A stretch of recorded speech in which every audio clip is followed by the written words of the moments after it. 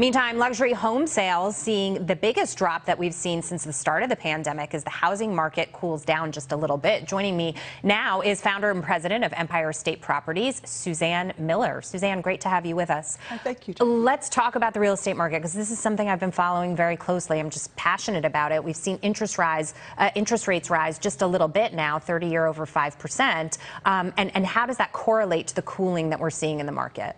Well, I think that it's not cooling. I think it's just leveling off just a little bit. Leveling off, okay. So I remember my first condo, I paid 11% interest rate in 1983, and I was happy to have it. Wow, okay. And so a lot of people are looking at this market and saying it's a leveling off. We haven't gotten to the tipping point yet where we see higher rates really impact prices. I mean, do you think that because of the inflation situation we're in right now, what's happening with the economy, that the Fed really has to take rates up to what we saw in the early 80s, the scenario you're describing? Perfect. So in the early 80s, we came through it, and I think that we are again, and I think that the rents are so high right now, and there's such a pent-up demand in cities like Boston and San Francisco and New York where it's so high and the rents are so high that the sales are going to adjust.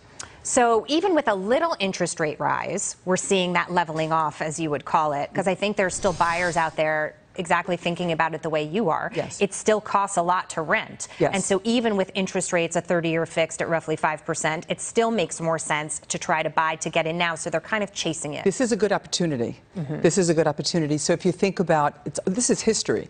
When rents are down, sales slag a little bit. When sales go up, rents go down. So right now the rents are so high that people will start to buy very shortly. I know this isn't a scenario that's, across the board throughout the country, but we certainly see it here in New York City. Yes. You have a lot of international buyers come in. They're all cash buyers.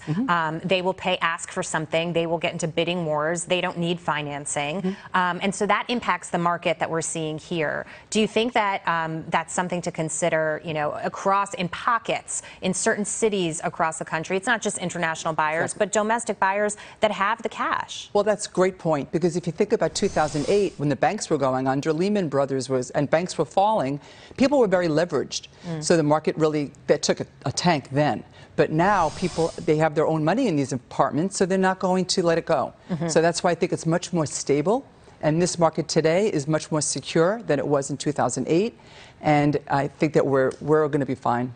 There was pandemic frenzy, right? People moving out of the city, they were moving into the suburbs. I just think about what happened in the New York metro area, and with crime and problems that we're having here in New York City. You don't see people coming back in droves the way we were hoping they would, let's say.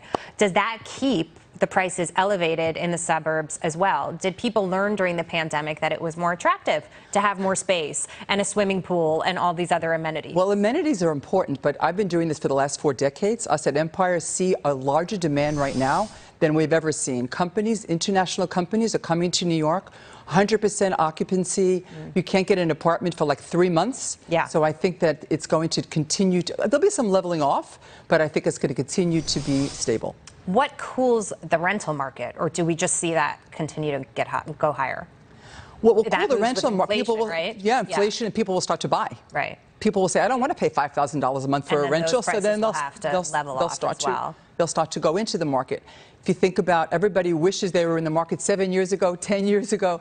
It's your biggest purchase, and I think that it's very important that and with the hybrid of work right now, people value where they're living a lot more than they ever have. Absolutely, they sure do. Suzanne, great to see you. Thanks for coming in today. Thank you. All right, coming up.